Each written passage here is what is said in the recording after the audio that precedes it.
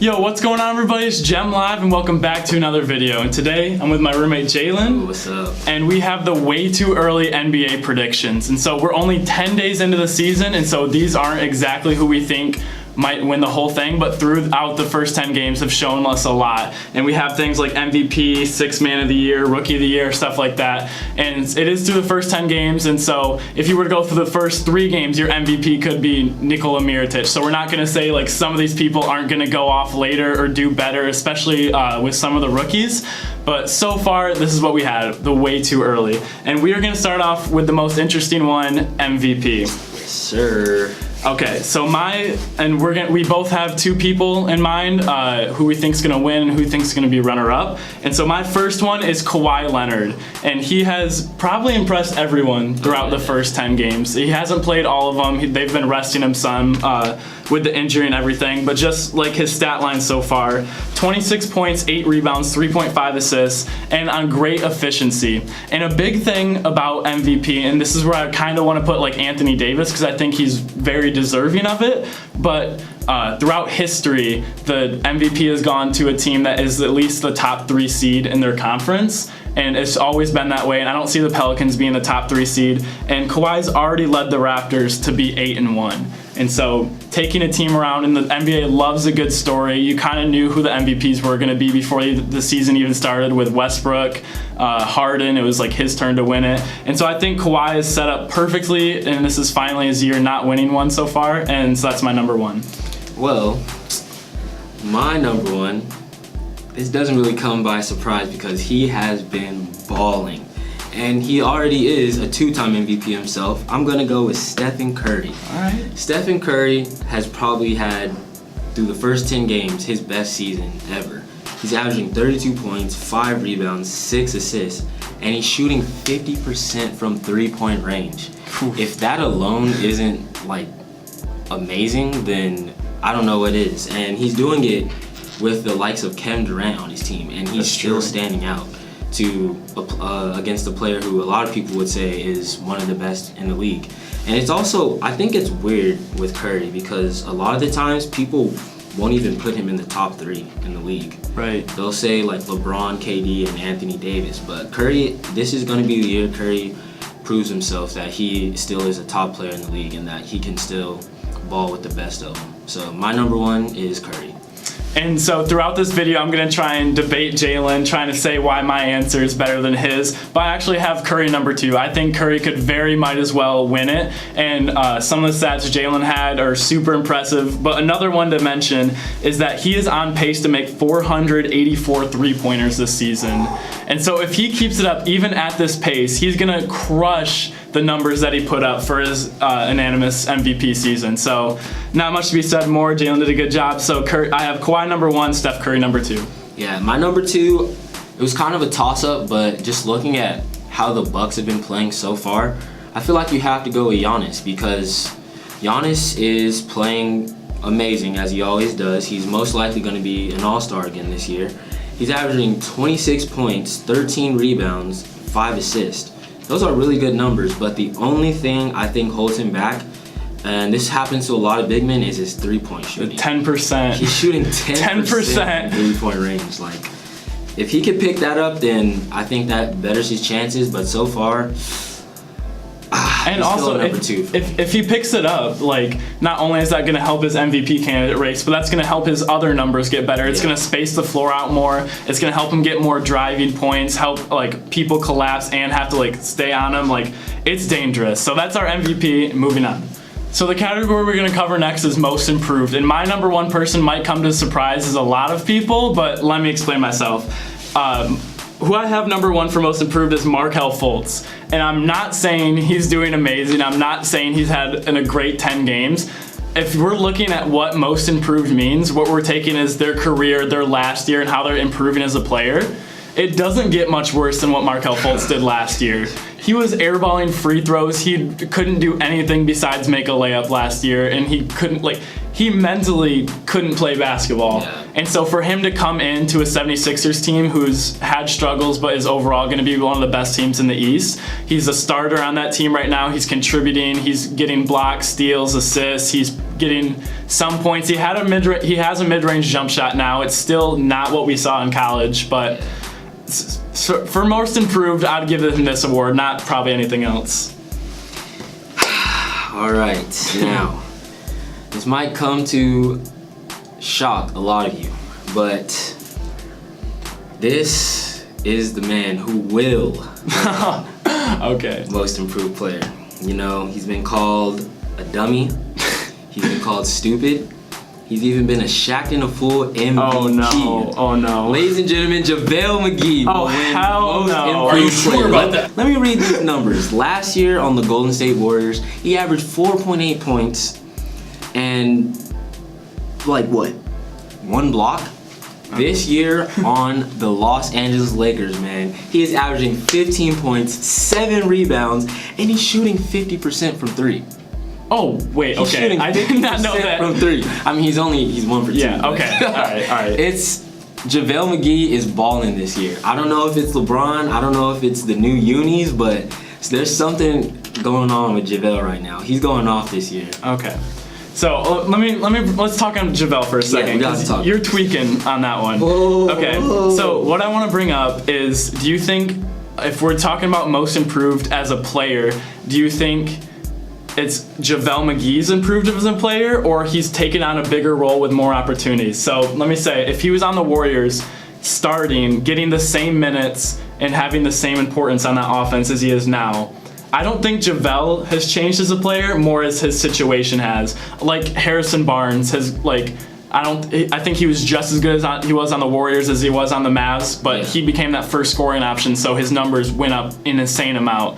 So with my people, I'm gonna stick to the concept of they were kind of shit in the past, and now as a basketball player, they're getting better. Okay. But I do see he's balling this year. I've watched Lakers games. He's actually a force in the paint. He's a great rim protector too.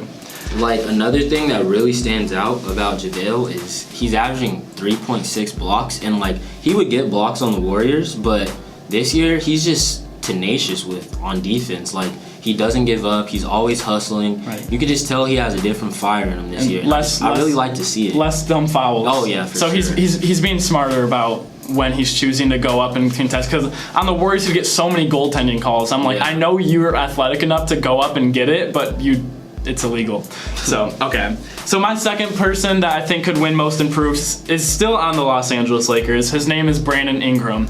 And we kind of saw this in the summer league and in the preseason. Brandon Ingram was popping off, and we saw this as the season's gone on. He hasn't lived up to what he did in the preseason or the summer league, but he's definitely shown moments of all-star capability. Like, he's gone, and especially at the end of last season, we started to see it when Lonzo got hurt and they put him at the point guard role, and he started like really being able to show what he can do. I think he got that confidence. There's something about a third-year player where they kind of start to come in their own, and I think Brandon Ingram could contend with Markelle Fultz. He's already past JaVale McGee. Oh. I would also pick another Laker for most improved, but I'm actually going to go with Kyle Kuzma because he had a really good year last year. He was talked about for Rookie of the Year, but no one really took it seriously because he was coming off the bench, and like the others, of course, they were starting. But this year, he improved his points by 2.3 points, so now he's averaging 8.4. And his field goal percentage went up, so that's always good to see. The only thing that went down was his 3-point percentage, but it also is because he's getting a lot more minutes and shooting a lot more. So if he could just like consistently knock down shots for the Lakers and just keep this up, I could definitely see him being a runner-up for most improved player to JaVale McGee. Yeah, okay. And I do think it's interesting. We are going to do a Lakers video soon with the New Look Lakers on how we feel about that. But it is interesting that JaVale, Kuzma, Ingram, all three people that we have are in the most improved award that we're talking about. And I'd also throw in Lonzo and Josh Hart in there, who've also had outstanding seasons so far compared to last year. But they're not getting it done. They're not getting dubs. And we'll talk about the next one. All right, next category. We have Defensive Player of the Year. And coming in at number 1 for me, I also have my MVP, Kawhi Leonard. And I don't even know, we were talking about this before we started the camera up. I don't know if you can win MVP and Defensive Player of the Year in the same year. He said he... I think Jordan might have, like 93. Okay. So I just don't know. I got fact checking on that one. So I think Kawhi should either win one or the other. And I was looking up Kawhi's stats for defense, and they're not like incredible. Like you wouldn't see them as defensive player of the year numbers. But what I would do for you guys is challenge you to watch a Raptors game. Whoever Kawhi's guarding, they stay away from him. He already locked up Jimmy Butler and I forgot who he locked up on the Sixers, but like literally if you watch even like the highlights of the game, you don't even have to watch the full game. The people scoring are not the people that are being guarded by Kawhi. He is insane, so I think he deserves defensive. Yeah, I remember there was a play this year where he gets caught on a screen and they try to do a bounce pass. Oh, the no-look steal. Yeah, he doesn't even look and steals the ball. And in the post-game interview, he's like, "Oh yeah, I just knew it was gonna be a bounce pass." Like, Jesus Christ. Yeah, it's crazy. But for my defensive player of the year, it doesn't really come by surprise. He's always a pretty good defender, but I'm gonna have to go with Rudy Gobert. He's always just been a solid defender. He's never really been like that offensive threat. And this year he's averaging 2.3 blocks and 1.1 steals, which is actually a lot for him because he never has been over 1 steal. Yeah. So just seeing him improve in that category definitely pushes him to the top of my list. Yeah, he's always going to be up there for Defensive Player of the Year. So for number 2, I have Anthony Davis. He was in the running last year. I don't think he ended up getting it. But this year, he's averaging 2 steals, 3.5 blocks. And this is just solely the fact because how athletic he is. He's a great rim protector. You can't get much by him. Putting yourself in a great defensive position is really important. But if you're so athletic where you can like mess up, they can make a great move and you can still come back and block it or make them or disrupt the shot somehow. That's something you don't see in the NBA too much because the athletic gap isn't that too widespread. But Anthony Davis is just that guy to like completely separate himself. And I really like to see this because Anthony Davis was criticized early on in his career for worrying way more about offense than defense. And so I think now that he's like the sole star on the team, he's really taken it upon himself to really try and carry the team on offense and defense. So I know I said this before. JaVale. He's balling this year. He is balling this year. Can you tell we have a Lakers fan? Oh, I hate the Lakers. Oh, I hate Warriors fan. I'm a Warriors fan. Okay. But JaVale McGee is averaging 3.6 blocks. Tell me that is not the craziest thing you've heard. And he's averaging one steal. He's doing better than Rudy Gobert. What am I? JaVale's winning defensive player. Okay. That's it. JaVale is. Do you want to go back? Do you want to go back to MVP? Yeah. You want to go? Okay. All right. Oh God, JaVale. All right, we need to get on because I don't think JaVale's gonna win 6 man. All right. So for 6 man of the year, I don't think this is gonna come as a surprise for everyone. I'm gonna do 1 and 2. And so for the first one, I have Lou Williams. He's a candidate every year. He wins it almost every year. And there's not much to say about him. He's just a guy that's going to give you 20 points off the bench, and that's really hard to beat for anyone else, just how much of like a pure scorer he is. So he's my number 1. And number 2, I have D Rose, which is interesting because D Rose really dropped off, but then the comeback story from being an MVP to a 6 man of the year, just like after all that he's been through, would be super cool. A few honorable things to mention is his 50-point game that he just had was insane. Saw people were getting emotional. I'm so happy for him. He's finally healthy. He's coming off a full season of being healthy. I know he on the Cavs, he still wasn't fully healthy. He took some time off to do rehab, decided to come back, and I'm super glad he's tearing it up. But another thing I'd like to mention is watching him play, he's playing a lot smarter. He's not relying on his athletic ability, like I would say like someone like Russell Westbrook does. And I would say Russell Westbrook would be in the exact same boat as Derrick Rose if he had the same injuries, where he's an okay shooter, way better finishing at the rim and stuff like that. But seeing Derrick Rose really using moves, taking shot selections more carefully has led to him averaging 17 points, 4 rebounds, 5 assists. So congrats, D Rose. You're my number 2. Yeah, for me, I would probably put Derrick Rose number 1 for 6 man of the year. The only thing that kind of worries me about it is right after the 50-point game, he had a 4-point game, and it was because he had ankle soreness. So if he doesn't stay healthy, that would honestly break so many people's hearts because we really need a comeback story from Derrick Rose. That'd be so amazing. and everyone's on his side. Everyone wants him to do good. My second guy would be Jonas Jerebko, or Jonas Jerebko. I don't know how you say it, but he's on the Warriors now. Utah did not want to re-sign him. He actually hit the game winner against Utah, tipping layup. That was with everyone on the Warriors team. I can't believe he's the one. And it was just a really feel-good moment for him. He's not having the best numbers of his career, but when you watch games, you definitely can tell like he has a really good impact on the floor. And he's another player on the team who can space the floor. So I really could see him being a runner-up this year. And last but not least, we have Rookie of the Year. And we were talking a little bit before this. We agreed both on the two players because these are really the two players who have stood out. And not to say all the other rookies are doing terrible like we thought. We were looking up their stats and they're doing average. They're doing what you expect. They're averaging like 12 to 15 points a game, getting their minutes on their bad teams. But we had Luka Doncic number 1, 19.5 points, 7 rebounds, 4.5 assists. I don't think this is really a surprise to anyone because he was playing at such a high level overseas that we kind of got to see what it would look like when he entered the NBA. But something to note, he's shooting 50% and 40% from 3. I knew that was a big question mark going in for him, was his three-point shooting.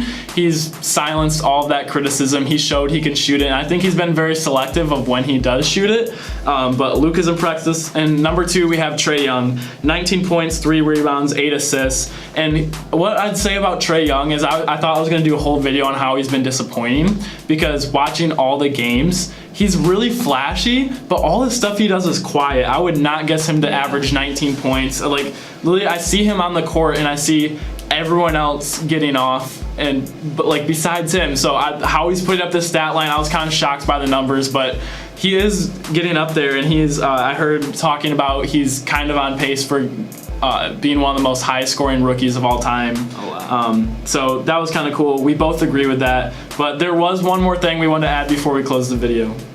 I want to talk about one player who's been disappointing me, and it definitely has to be LeBron James because there was so much hype about him going to the Lakers. Yeah. Everybody, LA Bron, I don't know what that doesn't even make sense.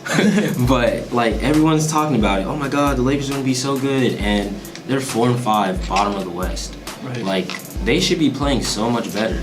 And a lot of times when you watch these games, you see LeBron deferring in the last quarter. Like, come on, bro. Like, go out there, take the ball. Like, you're the best player on the team. They need you to lead them to win. And I feel like we saw nothing but that in Cleveland. When it came down the stretch, we just saw LeBron take over, have all the confidence, and it just hasn't been that. And I don't know what changed because he's actually had like less talent around him or less veterans like that could do it.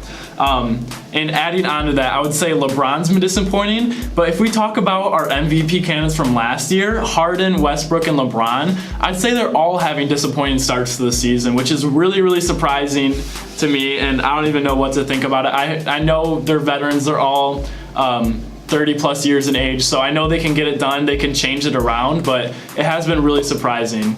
So that's gonna wrap up the video. Hope you guys enjoyed it so much. We might do this video in a few more months, maybe like midway through the season or close to the end or the All-Star break, but this is definitely interesting. I'd love to come back and watch this video and see how our predictions have like panned out. So thank you guys so much for tuning in, and we'll see you all next time. Peace.